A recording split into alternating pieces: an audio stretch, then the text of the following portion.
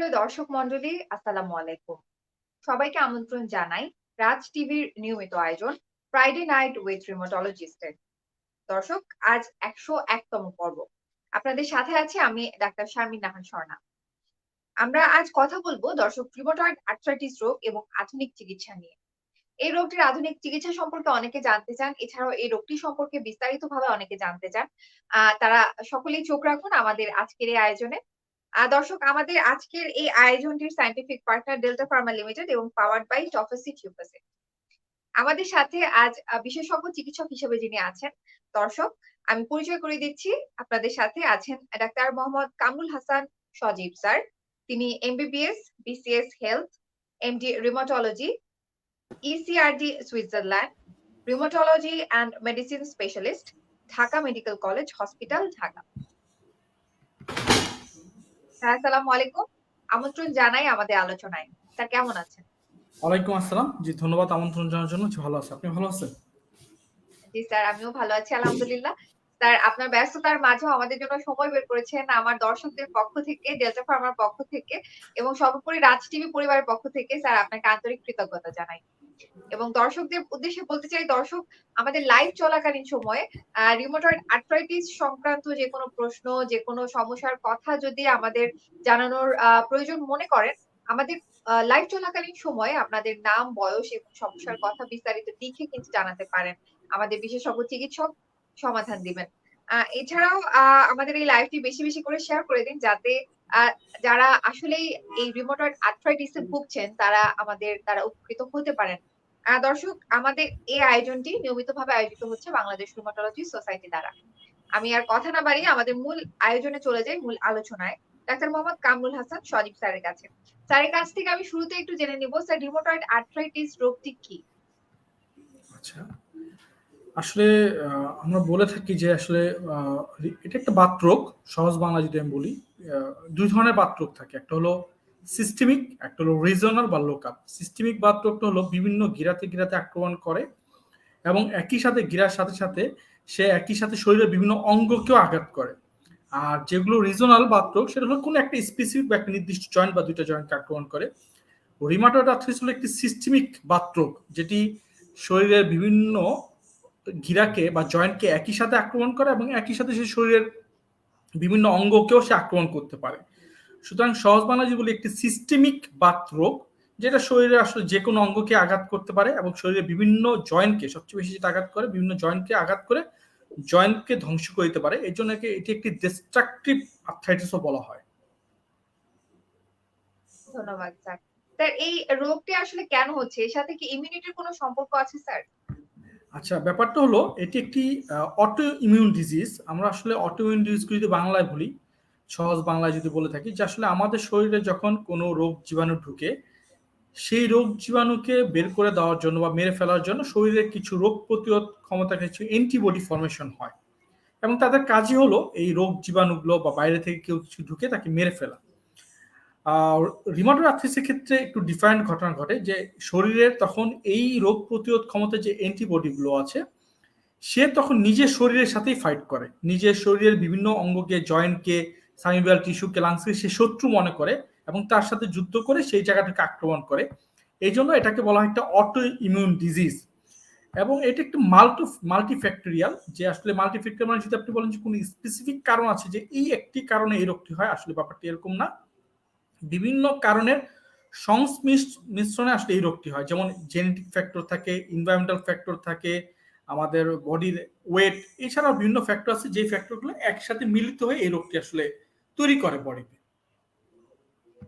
ধন্যবাদ স্যার। সুতরাং দর্শক, আমরা বুঝলাম আসলে রিউমাটয়েড আর্থ্রাইটিসে শরীরের ইমিউনিটি আত্মঘাতী হিসেবে কাজ করছে। এবং এটা একটি আমাদের শরীরের বিভিন্ন অঙ্গকে এটি আক্রান্ত করছে। স্যার এই বিষয়টি আমাদের জানালেন এবং স্পেসিফিক কোনো কারণ না জানা গেলেও এর পেছনে বেশ কিছু ফ্যাক্টর কাজ করে। সে বিষয়টা আমরা জেনে নিয়েছি। স্যার এই রিউমাটয়েড আর্থ্রাইটিস নিয়ে যখন রোগীরা আ ভুগতে থাকেন তখন কি, কি উপসর্গ স্যার মূলত দেখা দেয় শুরুতে? আচ্ছা, এটির প্রধান উপসর্গ হলো গিরা ব্যথা। সহজ বাংলা যদি বলি, আমার প্রথম হলো গিরা ব্যথা। সে বিভিন্ন গিরাতে গিরাতে ব্যথা হয়, এক নাম্বার ওয়ান। এবং সেটা সাধারণত হাতের হাতের যে ছোট ছোট গিরা আছে, মানে শরীরের যে কোনো গিরা আছে ছোট ছোট, সেই ছোট ছোট গিরাগুলোতে সে আক্রমণ করে, সেটা হাতের হতে পারে, পায়ের হতে পারে, একই সাথে এবং শরীরের বড় গিরাতেও আক্রমণ করে, এবং সেটা সাধারণত দুই পাশেই সাধারণত একসাথেই হয়, এই জন্য বলা হয় সিমেট্রিক্যাল। আমরা ছোট গিরাকেও বললো আসলে যে কোনো শরীরের যে কোনো সাইনোভিয়াল জয়েন্টে আক্রমণ করতে পারে। তার মানে এই রোগের প্রথম লক্ষণ হলো জয়েন্টে গিরা ব্যথা, সেই ব্যথাটা ফুলে যাওয়া, এবং এই ব্যথার ধরনটা হয় সাধারণত ইনফ্লামেটরি টাইপ। মানে হলো নর্মালি আমরা ব্যথা বলতে বুঝি যে আপনি কোন একটা কাজ করবেন, কাজ করার পরে ব্যথাটা হয়, কিন্তু এই রোগের ক্ষেত্রে একটু ডিফারেন্ট। এই রোগের ক্ষেত্রে, ইনফ্লামেটরি রোগের ক্ষেত্রে হয় যে আপনি যখন রেস্ট নিবেন, না রাত্রেবেলা আপনি শুয়ে আছেন, সকালবেলা ঘুম থেকে উঠে দেখবেন যে আপনার হাত পায়ের গিরাগুলো ফুলে যাচ্ছে, প্রচন্ড রকম ব্যথা হচ্ছে, আপনি নড়তে পারতেছেন, এবং আস্তে আস্তে মুভমেন্ট করার সাথে সাথে ব্যথাগুলো কমতে থাকে। মানে এই ব্যথার প্যাটার্নটা হয় যে আপনি রেস্ট নিলে ব্যথাটা বেড়ে যাবে, এবং আপনি যখন আস্তে আস্তে মুভমেন্ট করবেন ব্যথার প্যাটার্নটা কমতে থাকবে। এক নাম্বার 2 হলো গিরা ব্যথার সাথে সাথে আমি আগেই বলেছি শরীরের যে কোনো অঙ্গকেই আঘাত করতে পারে। যদি এই রোগটাকে সঠিক সময় যদি আমরা কন্ট্রোল না করতে পারি, এটা লাংসকে ক্ষতি করতে পারে, শরীরে যে নার্ভাস সিস্টেম আছে সেটাকে ক্ষতি করতে পারে, হার্টকে ক্ষতি করতে পারে, শরীরে যে মাংস পেশি আছে সেই মাংস পেশিগুলো কমিয়ে দিতে পারে, যাকে আমরা বলি সার্কোপেনিয়া। বোন মেরো যাচ্ছে, বোন মেরো সাপ্রেশন করে আপনার শরীরের রোগ মানে রক্ত যে তৈরি হয় সেটাকে কমিয়ে দিতে পারে। তার মানে শরীরের যে কোনো অঙ্গকেই সে আঘাত করতে পারে। কিন্তু মূলত হয় হলো গিরা ব্যথা, এবং একই সাথে কারো কারো একটু জ্বর থাকে বা জ্বর হতে পারে। সেই ক্ষেত্রে অনেক মানুষ এটাকে ভুল বুঝে বাত জ্বর মনে করে, আসলে সেটা বাত জ্বর হবে না, বাত ব্যথা। মনে রাখতে হবে যে কোনো সিস্টেমিক বাত ব্যথাতেই শরীরে জ্বর বা জ্বর জ্বর ভাব থাকতে পারে, সেটাকে বাত রোগ বাত জ্বর ভেবে ভুল করার কোন কারণ নেই, অ্যাকচুয়ালি সেটা বাত রোগ। অসংখ্য ধন্যবাদ স্যার। স্যার বিভিন্ন রোগের ক্ষেত্রে আসলে দেখা যায় যে একটা বয়সে হয়তো রোগটার প্রকোপটা বেশি। তো রিউমাটয়েড আর্থ্রাইটিস এর ক্ষেত্রে কি স্যার এমন কোনো বয়স কিংবা জেন্ডার ভেদে কোনো পার্থক্য আছে কিনা প্রকোপের ক্ষেত্রে? আচ্ছা, খুব সুন্দর কোশ্চেন। আসলে এই রোগটা যে কারোরই হতে পারে, পুরুষ এবং মহিলাদের। সাধারণত বলা হয়ে থাকে মহিলাদের ক্ষেত্রে 2 থেকে 3 গুণ বেশি হওয়ার চান্স বেশি। সাধারণত সব মহিলাদের 2 থেকে 3 গুণ বেশি হয়, এক। 2 নাম্বার হলো এই রোগটা সাধারণত হয় 30 থেকে 60 বছরের মাঝখানে, কিন্তু এর আগেও হতে পারে এবং সেটা এর পরেও হতে পারে। মানে আপনি 60 বছর পরেও এই রোগের উৎপত্তি হতে পারে, 30 বছর আগেও এই রোগের উৎপত্তি বা শরীরে আসতে পারে। কিন্তু সাধারণত এই রোগটি হয়ে থাকে 30 থেকে 60 বছরের মাঝখানে, এবং মহিলাদের এই রোগটি বেশি হয়ে থাকে। এবং একই সাথে বলা যায় যে যে কোনো অটোইমিউন ডিজিজ সাধারণত মহিলাদের একটু বেশি হয়ে থাকে। ধন্যবাদ স্যার। স্যার এই যে রোগের উপসর্গগুলো সম্পর্কে আমরা জেনেছি। এ ধরনের উপসর্গ নিয়ে যখন রোগীরা আসছেন স্যার আপনার কাছে, আপনি ধারণা করলেন যে তিনি হয়তোবা রিউমাটয়েড আর্থ্রাইটিস এ আক্রান্ত। সেক্ষেত্রে কনফার্মেশন এর জন্য কি কি প্রয়োজন আছে স্যার? ক্লিনিক্যালি কি কি দেখতে হয় কিংবা কোনো পরীক্ষা-নিরীক্ষার প্রয়োজন আছে কিনা স্যার? অ্যাকচুয়ালি হ্যাঁ, বাচ্চাকে এই রোগ ডায়াগনোসিসের ক্ষেত্রে কয়েকটা জিনিস ইম্পর্টেন্ট। প্রথম হলো হিস্ট্রি, মানে ইতিহাস, রোগের ইতিহাস। এবং এই রোগের ইতিহাসটা জানতে আসলে রোগটা প্রথম কথা যে আমরা জেনে থাকি যে সাধারণত পৃথিবীতে কম বেশি 600 রকমের বাত রোগ আছে। সুতরাং একটা বাত রোগের পেশেন্ট বা জয়েন্ট পেনের পেশেন্ট যখন আমাদের কাছে আসে, তখন আমরা প্রথম তার হিস্ট্রিটা নিয়ে আসলে রোগটা কতদিন ধরে, তার কোন কোন ক্রিয়াতে আক্রমণ করেছে, ব্যথার প্যাটার্নটা কিরকম, ইনফ্লামেটরি না মেকানিক্যাল, সেগুলোর উপর ভিত্তি করে প্রথমে আমরা ডিসাইড করি যে আসলে অ্যাকচুয়ালি এই রোগটা কি রিউমাটয়েড আর্থ্রাইটিস হতে পারে কিনা। সেই সাথে আমরা একটা এক্সামিনেশন করি যে জয়েন্টগুলো ফুলে গেছে কিনা, হাতের আঙ্গুলগুলো বাঁকা হয়ে যাচ্ছে কিনা। কারণ রিউমাটয়েড আর্থ্রাইটিসে কিছু স্পেসিফিক হাতের আঙ্গুলগুলো বাঁকা হয়ে যায়, যেমন ডিফর্মিটি হয় হাতের আঙ্গুলে, সোয়ান নেক, জেড ডিফর্মিটি। সোয়ান নেক মানে হাঁসের গলার মতো, ঘাড়ের মতো করে আঙ্গুল বাঁকা হয়ে যাওয়া, জেড ডিফর্মিটি হয়। এই টাইপের ডিফর্মিটি গুলো হয়ে থাকে রিউমাটয়েড আর্থ্রাইটিসে। আমরা খুঁজে থাকি যে এই ধরনের কোনো ডিফর্মিটি আছে কিনা, যারা রিস্ট জয়েন্ট ডিফর্মিটি হয়ে থাকে। এগুলো হলো হিস্ট্রি এবং এক্সামিনেশন, এবং দেখে থাকি যে কোনো জয়েন্ট ফুলে গেছে কিনা, ওইটার ভিতর পানি আছে কিনা, লাল হয়েছে কিনা। এরপর আমরা চলে যাই আসলে ইনভেস্টিগেশনে। ইনভেস্টিগেশনে আমরা সিবিসিতে দেখি যে ইএসআর বেশি কিনা, সিআরপিতে দেখি সিআরপিটা বেশি কিনা। এবং এই রোগ ডায়াগনোসিস করার জন্য সাধারণত আমরা দুটো টেস্ট করে থাকি। একটা হলো আরএফ মানে রিউমাটয়েড ফ্যাক্টর, এবং একটা হলো এনটিসিসিপি অ্যান্টিবডি। এই দুইটা সাধারণত, এই দুইটা অ্যান্টিবডি যদি কারো পজিটিভ থাকে, বা আরএফ যদি হাই টাইটারের পজিটিভ থাকে, অথবা এনটিসিসিপি যদি পজিটিভ থাকে, তখন সাধারণত আমরা বলে থাকি যে এই রোগটা উনি রিউমাটয়েড আর্থ্রাইটিস রোগে আক্রান্ত। ধন্যবাদ স্যার। স্যার এই রিউমাটয়েড আর্থ্রাইটিস রোগটির চিকিৎসা সম্পর্কে এবার একটু জেনে নিতে চাই স্যার। কনভেনশনালি কি কি চিকিৎসা দেওয়া হয় এবং আধুনিক চিকিৎসার অপশন গুলো কি স্যার? আচ্ছা, আসলে গত স্পেশালি 4-5 বছরে এই রোগের আসলে চিকিৎসার ক্ষেত্রে একটা বিশাল একটা বা বলা যায় যে নতুন দ্বার উন্মোচন হয়েছে গত 4-5 বছরে। অ্যাকচুয়ালি এই 5-6 বছর আগেও আমরা যখন রোগের চিকিৎসা করতাম তখন ছিল আসলে আগের কালে কিছু ওষুধ যেমন মেথোট্রেক্সেট, সালফাসালাজিন, হাইড্রোক্সিক্লোরোকুইন, লেফ্লোমাইড দিয়ে চিকিৎসা করতাম এবং এর পরের ধাপের ওষুধটা ছিল অনেক দামি বায়োলজিক্স। মাঝখানে একটা ওষুধ মানে আমরা সার্চ করতেছিলাম যে এমন কোন ওষুধ যেটা হয়তো একটু প্রাইস সেন্স কম থাকবে বা আধুনিক ওষুধ। আসলে গত 5-6 বছরে এই আধুনিক ওষুধেরই আসলে উৎপত্তি হয়েছে যেটাকে বলে আমরা জেনাস কাইনাস ইনহিবিটর। এই রোগের ক্ষেত্রে প্রথম এবং প্রধান চিকিৎসা যদি ধরেন কোনো ধরনের কন্ট্রা ইন্ডিকেশন না থাকে, প্রধান এবং প্রথম চিকিৎসা হলো বাত রোগের ওষুধ দিয়ে শুরু করতে হবে। মনে রাখতে হবে যে কোনো বাত রোগী দুই ধরনের চিকিৎসা দিয়ে ওষুধ দিয়ে আমরা শুরু করি, একটা হলো ব্যথার চিকিৎসা, একটা হলো বাত রোগের চিকিৎসা বা বাতের চিকিৎসা। কারণ যে কোনো বাতের ওষুধ দিলে সেই ওষুধটা কাজ করতে মিনিমাম 1.5 থেকে 2 মাস সময় নেয় ওষুধটা কাজ করার ক্ষেত্রে। সুতরাং এই সময়টুকুতে পেশেন্টকে আরাম দেওয়ার জন্য, পেশেন্টের ব্যথা কমার জন্য আমরা ব্যথার ওষুধ দিয়ে থাকি এবং ইন দ্য মিন টাইম বাতের ওষুধ কাজ করা শুরু করে। সেই বাতের ওষুধগুলোর ক্ষেত্রে আমরা বলি কিছু ভাগ আছে, সিএসডিএমআর একটা ভাগ, টিএসডিএমআর বা বায়োলজিক্স। সিএসডিএমআর এর ভিতরে উল্লেখযোগ্য ড্রাগগুলো আমি একটু আগে বলেছি মেথোট্রেক্সেট, সালফাসালাজিন, নেফ্লোনামাইড এবং হাইড্রোক্সিক্লোরোকুইন। এবং এই রোগের অন্যতম সিএসডিএমআর ওষুধ হলো মেথোট্রেক্সেট। আমরা একটু বলে থাকি অ্যাঙ্কর ড্রাগ। যদি কোনো পেশেন্টের যদি কোনো ধরনের কন্ট্রা ইন্ডিকেশন না থাকে, মানে এই ড্রাগ দেওয়ার ক্ষেত্রে কোনো ব্যারিয়ার না থাকে, তাহলে অবশ্যই যে কোনো রিউমাটয়েড আর্থ্রাইটিস রোগের প্রথম চিকিৎসা হবে মেথোট্রেক্সেট দিয়ে ওষুধটা চিকিৎসাটা শুরু করা এবং একই সাথে ব্যথার ওষুধ দেওয়া অল্প কিছুদিন, আমরা হয়তো 4 থেকে 6 সপ্তাহের জন্য ব্যথার ওষুধ দিতে পারি। এছাড়াও আমরা লো ডোজে অল্প সময় আমরা স্টেরয়েড জাতীয় ওষুধ দিয়ে থাকি পেশেন্টের ব্যথাটাকে কমানোর জন্য। কারণ আমরা আগেই বলেছি যে বাতের ওষুধ কাজ করতে একটু সময় নেয় আর কি। সুতরাং যখন মেথোট্রেক্সেটের ওষুধটা কাজ শুরু করে বা অন্য বাতের ওষুধটা কাজ করে তখন আসলে আমাদের এই ওষুধগুলোর প্রয়োজন হয় না। যদি কোন পেশেন্ট মেথোট্রেক্স না দিতে পারে তাহলে আমরা সালফাসালিন আছে, লেফ্লোনামাইড আছে, ওইগুলো আমরা দিতে পারি।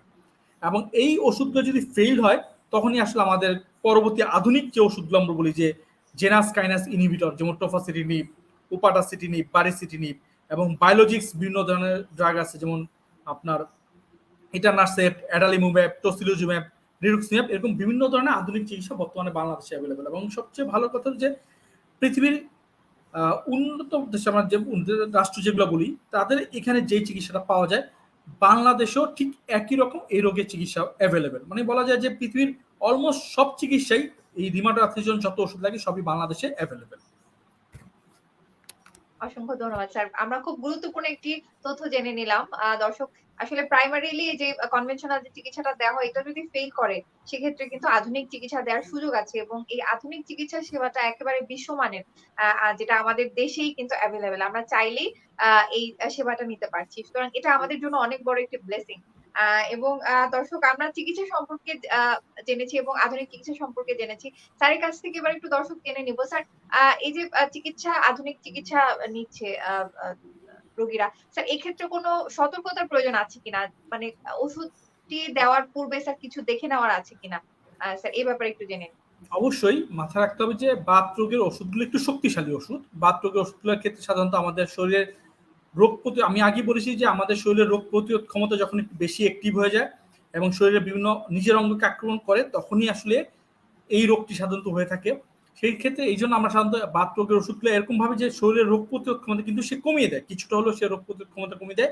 কিছু কিছু ওষুধ আছে কম কমায়, কিছু কিছু ওষুধ আছে বেশি রোগ প্রতিরোধ ক্ষমতাটা কমিয়ে দেয়, কারণ না হলে আসলে রোগটা কন্ট্রোল করা যায় না। সুতরাং যে কোনো বাত রোগের চিকিৎসা শুরু করার আগে এবং ওষুধ দেওয়ার আগে আমাদের কিছু প্রিকশন মেনটেন করতে হয় এবং কিছু বেসলাইন ইনভেস্টিগেশন করে নিতে হয়। যেমনটা সিএসডিএমআর বা একটু উপরান্তদিনের যে ওষুধগুলো আছে বা কনভেনশনাল যেমন মেথোট্রেক্সেট, লেফ্লোনামাইড, সালফাসালাজিন, এই ড্রাগগুলোর ক্ষেত্রে অবশ্যই আমাদের দেখে নিতে হয় যে শরীরে তার রক্ত কণিকার পরিমাণ কিরকম, আরবিসি কাউন্ট কিরকম, ডাব্লিউবিসি কাউন্ট কেমন সেটা দেখতে হয়, তার লিভারের কি অবস্থা দেখে নিতে হয়, তার ক্রিয়েটিনের কি অবস্থা মানে কিডনির কি অবস্থা সেটা দেখে নিতে হয় এবং দেখেই এই ওষুধগুলো শুরু করতে হয়। কারণ লিভার কিডনিতে আসলে যদি কোনো প্রবলেম হয় তখন আমরা এই ওষুধগুলো দিতে পারি না, তখন একটা ক্ষেত্রে অন্যটা আমাদের চুজ করতে হয়। সুতরাং এই কনভেনশনাল ড্রাগগুলোর ক্ষেত্রে এই ওষুধ ইনভেস্টিংগুলো আমাদের করে নিতে হয় এবং একটা নির্দিষ্ট সময় পর পর আমাদের ফলো আপ করতে হয় যে আসলে তার লিভারে কোনো সমস্যা হচ্ছে না, কিডনিতে কোনো সমস্যা হচ্ছে কিনা, সেল কাউন্ট কমে যাচ্ছে কিনা বা এই ওষুধগুলোর কোনো সাইড ইফেক্ট হচ্ছে কিনা। এবং যেগুলো আধুনিক ড্রাগ যেটা আমরা বলে থাকি টিএসডিএমআর বা টিএনএফ ইনহিবিটর বা জেনাস কাইনেজ ইনহিবিটর বা বায়োলজিক্স, যেমন আছে উপাটাসিটিনিব, টোফাসিটিনিব, বারিসিটিনিব, যেগুলোকে আমরা বলি জেনাস কাইনেজ ইনহিবিটর। আর বায়োলজিক্সের ভিতর যে ড্রাগগুলো আছে সেগুলো আছে আমরা বলি অ্যাডালিম্যাব, ইটানাসেপ্ট, টসিলিজুম্যাব, আপনার হলো রিটুক্সিম্যাব, এই ড্রাগগুলোর ক্ষেত্রে আমাদের কয়েকটা জিনিস খুব ভেরি ভেরি ইম্পর্টেন্টলি আসলে মনিটর মানে স্ক্রিন করে নিতে হয়। সেটা হলো প্রথম কথা হলো শরীরে কোনো ধরনের ইনফেকশন আছে কিনা। শরীরে যদি কোনো ধরনের ইনফেকশন থাকে তাহলে এই ওষুধগুলা দেওয়া যাবে না। আগে ইনফেকশনটাকে কন্ট্রোল করে নিতে হবে, তারপর এই ওষুধগুলা দিতে হবে, নাহলে শরীরে ইনফেকশনটা সারা শরীরে ছড়িয়ে পড়বে। সুতরাং প্রথম কথা হলো শরীরে কোনো ইনফেকশন আছে কিনা সেটা আমাদের দেখে নিতে হয়, নাম্বার ওয়ান। সেখানে আমরা চেস্ট এক্সরে করতে পারি, সিবিসি করতে পারি, সিআরপি করতে পারি, ইউরিনারি করতে পারি। এবং দ্বিতীয় কথা হলো শরীরে কোনো টিবির জীবাণু আছে কিনা সেটা আমাদের দেখে নিতে হয়। এবং এটা ভেরি ভেরি ইম্পর্টেন্ট যে আমাদের যে আধুনিক ওষুধগুলো আছে, শরীরে কারো যদি টিবির জীবাণু থেকে থাকে এবং আধুনিক চিকিৎসাগুলো যদি দেওয়া হয় তাহলে টিবি হয়ে যাওয়ার একটা সম্ভাবনা থাকে। সুতরাং আমাদের সেকেন্ড প্রিকশন নিতে হয় যে শরীরে কোনো সুপ্ত টিবির জীবাণু বা ঘুমন্ত টিবির জীবাণু আছে কিনা সেটা আমাদের চেক করে নিতে হয়। সেটা আমরা কোয়ান্টিফাইন টিবি গোল্ড, এমডি টেস্ট এগুলো করে নিতে পারি। তৃতীয় যেটা ইম্পর্টেন্ট সেটা হলো ভ্যাকসিনেশন। প্রপার ভ্যাকসিনেশন ছাড়া এই ওষুধগুলো দেওয়াটা খুব রিস্কি এবং যে কোনো ক্ষেত্রেই নিউমোনিয়া সহ কঠিন কঠিন ইনফেকশন হয়ে যাওয়ার চান্স থাকে। এই জন্য প্রপার ভ্যাকসিনেশন ছাড়া আসলে এই ওষুধগুলো দেওয়া উচিত না। এবং এক্ষেত্রে নিউমোনিয়া, ইনফ্লুয়েঞ্জা, এই যে লাংসের যে বা ইনফেকশন আছে যেটা নিউমোনিয়া করে, সেই ইনফেকশনের এগেনস্টে যে ভ্যাকসিনেশনগুলো আছে, ইনফ্লুভ্যাক্স বা ইনফ্লুয়েঞ্জার ভ্যাকসিন, নিউমোনিয়ার ভ্যাকসিন, সেগুলো দিয়ে নিতে হয়। এই প্রিকশনগুলো মেনে নিয়ে আমরা ওষুধগুলো শুরু করলে আমরা একটু শান্তি মানে আমরা একটু আসলে একটু রিল্যাক্সলি দিতে পারি, আমরা একটু ভাবতে পারি যে হয়তো আমরা এই প্রিকশনটা নিলাম, না হলে যে কোনো মুহূর্তে কিন্তু যে কোনো ধরনের বড় ধরনের ক্ষতি পেশেন্টের বা রোগীর হয়ে যেতে পারে। ধন্যবাদ স্যার। সুতরাং দর্শক আসলে এই রিউমাটয়েড আর্থ্রাইটিস রোগটির আধুনিক চিকিৎসার ক্ষেত্রে অনেক সতর্ক থাকেন একজন চিকিৎসক। সুতরাং আপনারা অবশ্যই একজন চিকিৎসকের পরামর্শ অনুযায়ী আসলে চিকিৎসাটা নিবেন এবং স্যারের কাছ থেকে একটু জেনে নেব স্যার, আমরা কনফিউশন এ ভুগি অনেক সময় যে এই একটা সমস্যা হলে স্যার সেটা নিয়ে কোন ধরনের চিকিৎসকের কাছে যাব? কার কাছে গেলে স্যার আমরা ভালো চিকিৎসা পাবো? স্যার এই রিউমাটয়েড আর্থ্রাইটিস রোগটি নিয়ে আসলে কোন ধরনের চিকিৎসকের কাছে গেলে সেবাটা আসলে সর্বোচ্চ পাওয়া যাবে? আচ্ছা, প্রথম কথা হলো আপনি যদি বলেন যে স্পেশালিস্ট সার্ভিস আমি কোথায় পাবো, অবশ্যই আপনাকে একজন রিউমাটোলজিস্টের কাছে যেতে হবে। কিন্তু ইনিশিয়ালি বা বেসলাইন রোগের শুরুতে আপনি চাইলে একজন যে এই রোগটা সম্পর্কে জানে, একজন এমবিবিএস ডাক্তার, একজন ইন্টার্নিস্ট যে মেডিসিন স্পেস্ট, ওনারা সুন্দর করে এটা চিকিৎসা আপনি তার কাছে নিতে পারবেন, কোনো সমস্যা নেই। যার এই রোগ সম্পর্কে দক্ষতা আছে, এটা একজন এমবিবিএস ডাক্তারও যদি তার এই রোগ সম্পর্কে দক্ষতা থাকে, উনি চাইলেই শুরুতেই রোগটা যদি উনি ডায়াগনোসিস করতে পারেন, উনি চাইলেই আমরা যেটা বলেছিলাম একটু আগে বলেছি যে কনভেনশনাল যে ড্রাগগুলো আছে সেই ড্রাগগুলো দিয়ে উনি চিকিৎসা দিতে পারেন ইজিলি, মেথোট্রেক্সেট, সালফাসালাজিন, লেফ্রোমান। যদি এই রোগ সম্পর্কে এবং এই ওষুধগুলো সম্পর্কে মনে রাখতে হবে, এই প্রত্যেকটা ওষুধের কিন্তু নির্দিষ্ট সাইড ইফেক্ট আছে, আপনাকে জানতে হবে যে এই সাইড ইফেক্ট হলে আপনি সেগুলো কিভাবে ম্যানেজ করবেন। সুতরাং কোনো এমবিবিএস ডাক্তার যদি এই রোগ সম্পর্কে ধারণা থাকে, তার যদি ডিল করার অভিজ্ঞতা থাকে পেশেন্ট, তাহলে সে ইজিলি আসলে এই রোগের প্রাথমিক চিকিৎসাটা, প্রথম ধাপের চিকিৎসা ইজিলি একজন এমবিবিএস ডাক্তারও দিতে পারে। সুতরাং তার কাছে আপনি নিতে পারেন। কিন্তু যখন এটার স্পেশালিস্ট চিকিৎসা লাগবে, যে আপনি একটু অ্যাডভান্সে চলে যাচ্ছেন, ওনার কনভেনশনাল ড্রাগগুলোতে কাজ করতেছে না, আপনাকে একটু আধুনিক ড্রাগে যেতে হবে, সেক্ষেত্রে অবশ্যই আপনার ডাক্তার চয়েস হবে একজন রিউমাটোলজিস্ট, যার আন্ডারে থেকে আপনি এই চিকিৎসাটাকে ভালোভাবে এগিয়ে নিয়ে যেতে পারবেন। কিন্তু যে কোনো এমবিবিএস পাস করা ডাক্তারের কাছে থেকেই আপনি প্রাথমিক চিকিৎসাটা শুরু করতে পারবেন, যদি এই রোগ এবং এই রোগের ওষুধ সম্পর্কে তার ধারণা থাকে। চমৎকার কথা বলেছেন। ধন্যবাদ স্যার। স্যার এই বিভিন্ন অসুখে যখন একজন রোগী আক্রান্ত থাকেন তিনি চিকিৎসকের কাছ থেকে আসলে আশ্বস্ত হতে চান। তো রিউমাটয়েড আর্থ্রাইটিস রোগীটা যখন আসে তারা যদি জানতে চায় যে স্যার এই রোগটি কখনো ভালো হবে কিনা? আমি আবার স্বাভাবিক জীবনে কখনো ফেরত যেতে পারবো কিনা? স্যার তাদেরকে কি বলেন স্যার? আমি একটি জিনিস প্রথমে বলেছিলাম যে এটা একটা ডিস্ট্রাকটিভ আর্থ্রাইটিস, মানে এই রোগটাকে যদি আপনি প্রপারলি চিকিৎসা না করেন তাহলে আপনি অ্যাকচুয়ালি সহজ বাংলাতে আপনি বিকলাঙ্গ হয়ে যাবেন, আপনার হাত পা সব বাঁকা হয়ে যাবে, জয়েন্টগুলো সব শক্ত হয়ে যাবে, এক কথা আপনি বিকলাঙ্গ বা বেড রিডেন হয়ে যাবেন, আপনি বিছনায় পড়ে যাবেন। সুতরাং এই রোগের ডায়াগনোসিস করা এবং চিকিৎসা করা মানে অ্যাজ আর্লি অ্যাজ পসিবল চিকিৎসা করা very very important, number one point. Number two, এই রোগ ভালো হবে কিনা, যদি সহজ বাংলা বলতে এটা ক্রনিক ডিজিজ, মানে এটা on kind of diabetes, hyper টেনশনের মতো, যে এই রোগটাকে আপনাকে ক্যারি করে নিয়ে যেতে হবে। ডায়াবেটিস, হাইপার টেনশন বা প্রেশার রোগ যেমন শরীর থেকে বিতাড়িত হয় না, ওষুধ খেয়ে রোগটাকে কন্ট্রোল করতে হয়, ঠিক সেরূপ হলো এই রোগটা এরকম যে রোগটাকে ওষুধ খেয়ে আপনাকে রোগটাকে নিয়ন্ত্রণে রাখতে হবে, কিন্তু রোগটাকে পুরোপুরি বডি থেকে নির্মূল করে দেওয়া কিওর যে ব্যাপারটা সেই কিন্তু জিনিসটা নাই। এটা আপনাকে মাথায় রাখতে হবে। পৃথিবীতে কোনো দেশেই পৃথিবীতে এমন কোনো ওষুধ এখন পর্যন্ত আবিষ্কৃত হয়নি যেটা বডি থেকে আপনার রিমাটয়েড আর্থ্রাইটিসের রোগটাকে পুরোপুরি নির্মূল করে দিতে পারবে। হ্যাঁ, আমরা বলতে পারি যে এই রোগের চিকিৎসা যদি রেগুলার না হয় তাহলে একটা অবস্থায় আমরা কোনো কোনো সময় এই রোগটাকে মানে ঘুমিয়ে দিতে পারি, যেটাকে বলি আমরা রেমিশন। মানে হয়তো রোগের প্রপার চিকিৎসা কারণে হয়তো একটা সময় দেখা যাবে যে শরীরে কোনো ব্যথা নেই, এবং কারো কারো ক্ষেত্রে হয়তো কিছুদিনের জন্য আমরা ওষুধটা বন্ধও রাখতে পারি, কিন্তু তার মানে না যে রোগটা আপনার কিউর হয়ে গিয়েছে। মনে রাখতে হবে যে এটা তখন আমরা বলি রেমিশন, মানে সে ঘুমিয়ে গিয়েছে এক কথা যদি বলি। সেই ক্ষেত্রে কারো কারো এই ঘুমন্ত অবস্থায় লম্বা সময় থাকে, কারো কারো সময় আবার আর্লিও আবার জেগে উঠতে পারে, মানে রোগটা আবার ব্যাক করতে পারে, সেটাকে বলি আমরা ফ্লেয়ার। তার মানে হলো মাথায় রাখতে হবে এই রোগ সম্পূর্ণভাবে নির্মূল হবে না, মানে হওয়ার এখন পর্যন্ত কোনো চিকিৎসা নাই, ভবিষ্যতে হয়তো আসতে পারে বাট এখন পর্যন্ত নাই, নাম্বার ওয়ান। নাম্বার টু হলো এই রোগের চিকিৎসা নিয়মিত আপনাকে নিতে হবে। ব্যথা ভালো হয়ে গেলেও নিয়মিত চিকিৎসা নিতে হবে, এবং ওষুধ যদি বন্ধ করতে হয় আপনার যে বিশেষজ্ঞ চিকিৎসক, আপনার যে রিমাটোলজিস্ট, উনি আপনার কারেন্ট কন্ডিশন দেখে, আপনার অবস্থা দেখে তারপর উনি ঠিক করবেন যে আসলে আপনার ওষুধকে আমরা বন্ধ করবো নাকি করবো না, করলেও কতদিন পরে করবো বা কয়দিন পর পর আপনাকে ফলো আপ করতে হবে, সেই জিনিসটাকে মাথায় রাখতে হবে। সুতরাং মনে রাখতে হবে এই রোগের অন্যতম প্রধান চিকিৎসা হলো নিয়মিত চিকিৎসা গ্রহণ করা, নিয়মিত ডাক্তারের কাছে ফলো আপে যাওয়া। ধন্যবাদ স্যার। সুতরাং দর্শক আসলে নিয়মিত ফলো আপে আসা এবং সঠিক সময়ে সঠিক চিকিৎসাটা করা খুব গুরুত্বপূর্ণ এক্ষেত্রে। আমার মনে হয় এ বিষয়ে আমরা আরো সতর্ক হব এবং আ আমরা সুস্থ থাকবো। স্যার আমরা আমরা যেহেতু স্যার একটা গরিব দেশ কিংবা স্যার আমাদের মধ্যম আয়ের দেশ যদি বলি স্যার, আ আমাদের একটা খুব বড় কনসার্ন থাকে যেকোনো চিকিৎসা নেওয়ার ক্ষেত্রে, এবং যেহেতু রিউমাটয়েড আর্থ্রাইটিস একটি ক্রনিক ডিজিজ স্যার বলছিলেন, একটা লম্বা সময় ধরে চিকিৎসা নেওয়ার প্রয়োজন পড়ে। স্যার একটা আ আ কষ্টের একটা বিষয় স্যার এখানে চলে আসে চিকিৎসার সাথে। তো রিউমাটয়েড আর্থ্রাইটিস এর আধুনিক চিকিৎসা নিয়ে স্যার কথা বলছিলাম। এই আধুনিক চিকিৎসাটা নেয়ার ক্ষেত্রে আসলে খরচটা কেমন হয়? স্যার এই ধারণাটা অনেকে নিতে চান। একটু যদি বলে দিতেন। আচ্ছা, প্রথম কথা হলো এটা একটা ক্রনিক রোগ, কিন্তু এই রোগের যদি প্রাথমিক অবস্থায় ধরা পড়ে, একদম আর্লি অবস্থায় ধরা পড়ে, মানুষের যদি সচেতনতা থাকে এবং আর্লি অবস্থায় এই রোগটা ধরা পড়ে, তাহলে বলতে পারেন যে মাসে আপনি 200-300 টাকার ওষুধ দিয়েও পুরোপুরি সম্পূর্ণ রকম ভালো থাকতে পারবেন। ইভেন 100 টাকার ওষুধ দিয়ে আপনি ভালো থাকতে পারবেন, একদম সিম্পল। 100 টাকাও লাগবে না, তার চেয়ে কম টাকার ওষুধ আপনি ভালো থাকতে পারবেন।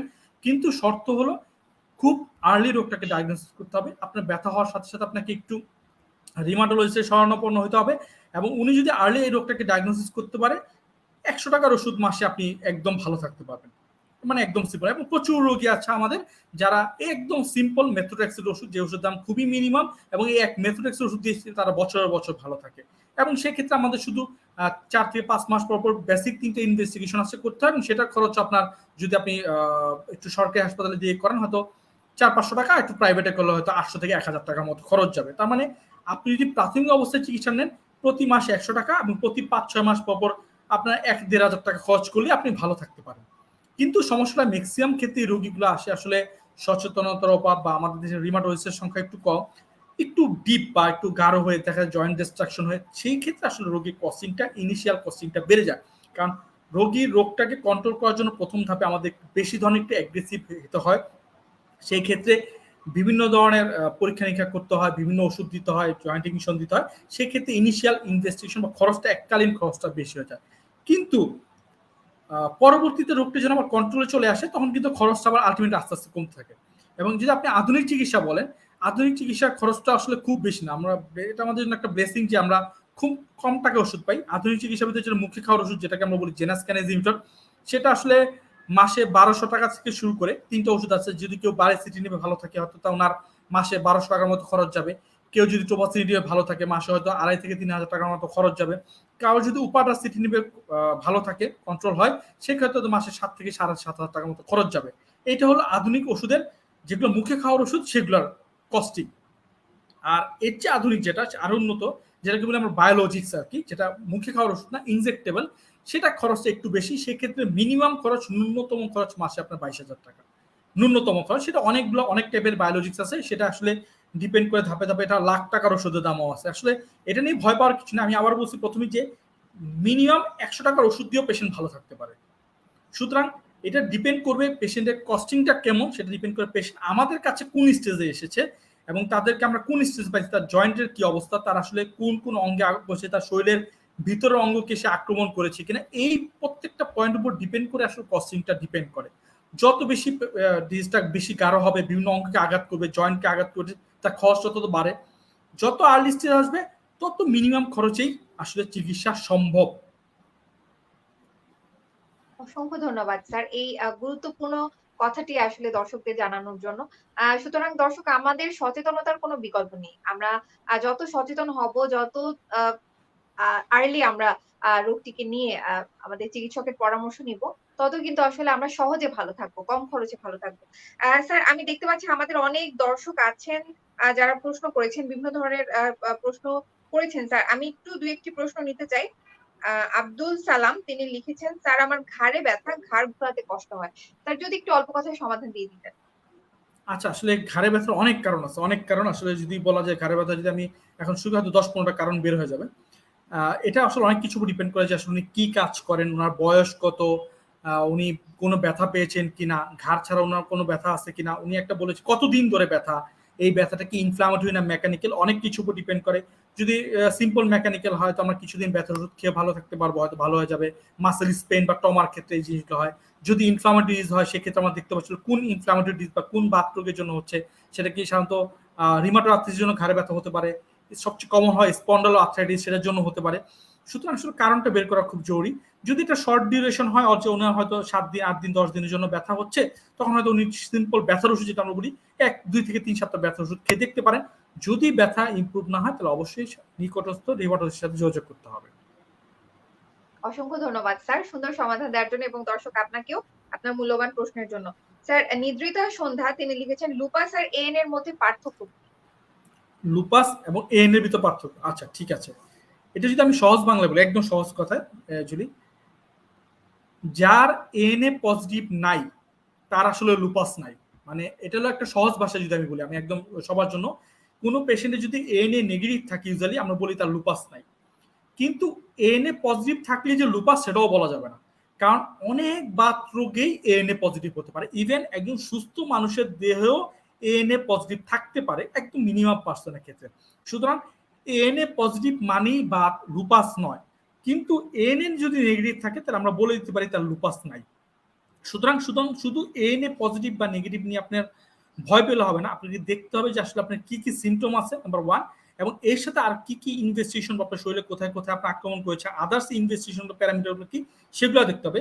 সুতরাং শুধু এএন এর উপর ডিপেন্ড করে আপনি ভয় পেলে হবে না, দেখতে হবে যে এএন এর সাথে আদার্স কিছু আছে কিনা। মনে রাখতে হবে আমরা রোগ ডায়াগনোসিস করি তার সিমটম দেখে, তার সাথে অ্যাসোসিয়েটেড ইনভেস্টিগেশন দেখে। শুধু একটা ইনভেস্টিগেশন দেখে অ্যাকচুয়ালি রোগ ডায়াগনোসিস করা যায় না, অ্যাকচুয়ালি পসিবল না। অসংখ্য ধন্যবাদ স্যার। স্যার, আমরা আমাদের আলোচনার একেবারেই শেষ পর্যায়ে বিদায় নেয়ার প্রাক্কালে স্যার দর্শকদের উদ্দেশ্যে কিছু বলতে চান? আসলে প্রথম কথা আমি আবার বলেছি যে বাতরোগ, সিস্টেমিক বাতরোগগুলো আসলে ম্যাক্সিমাম ক্ষেত্রেই কিওর হয় না, এটা আপনাকে কন্ট্রোল রাখতে হয়। এবং আপনি যত আর্লি আসবেন আপনার চিকিৎসা খরচ তত কমবে, আপনার শরীরের অঙ্গগুলো তত ভালো থাকবে। সুতরাং বাত ব্যথা যাদের স্পেশালি 3 মাসের বেশি ব্যথা, ক্রনিক পেইন যাদেরকে বলি, 3 মান্থের বেশি ব্যথা, আপনারা অবশ্যই এই ব্যথাগুলো নিয়ে কখনোই আপনারা অবহেলা করবেন না। অবশ্যই নিকটস্থ রিউমাটোলজিস্টের কাছে বা বাত ব্যথা স্পেশালিস্টের কাছে অবশ্যই যাবেন। 3 মাস অতিক্রম করলে ঘরে বসে থাকার আর সুযোগ নেই, বা আপনার যে লোকাল ফার্মেসি থেকে ওষুধ খাওয়ার সুযোগ নেই। মনে রাখবেন, আপনি 1টা মিনিট করে বা 1 দিন করে পিছাবেন, আপনার জয়েন্টের ড্যামেজ তত বাড়বে, আপনার জয়েন্টের ড্যামেজ তত বাড়বে, আপনার ক্ষতি তত বাড়বে। এবং এটা মনে রাখবেন, একবার যদি জয়েন্ট ড্যামেজ হয়ে যায় সেটা অ্যাকচুয়ালি ওষুধ দিয়ে আর সেটাকে আগের অবস্থায় ফিরিয়ে আনার আসলে কোনো সুযোগ নেই। সুতরাং আপনারা সচেতন হন। বাত ব্যথা হলে, মানে গিরায় গিরায় ব্যথা হলে অবশ্যই আপনার নিকটস্থ বাত ব্যথা স্পেশালিস্ট বা রিউমাটোলজিস্টের শরণাপন্ন হন।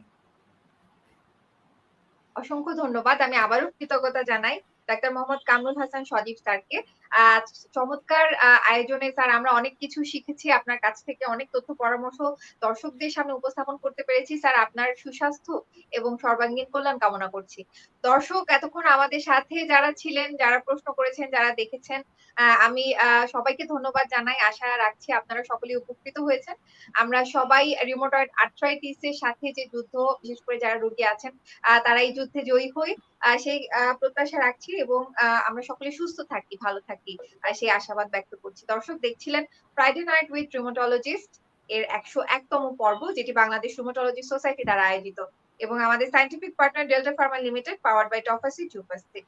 দর্শক আমরা কথা বলেছি রিউমাটয়েড আর্থ্রাইটিস রোগ এবং এর আধুনিক চিকিৎসা নিয়ে। পরবর্তী আয়োজনে আরো নতুন কোনো বিষয়ে কথা বলার জন্য হাজির হব।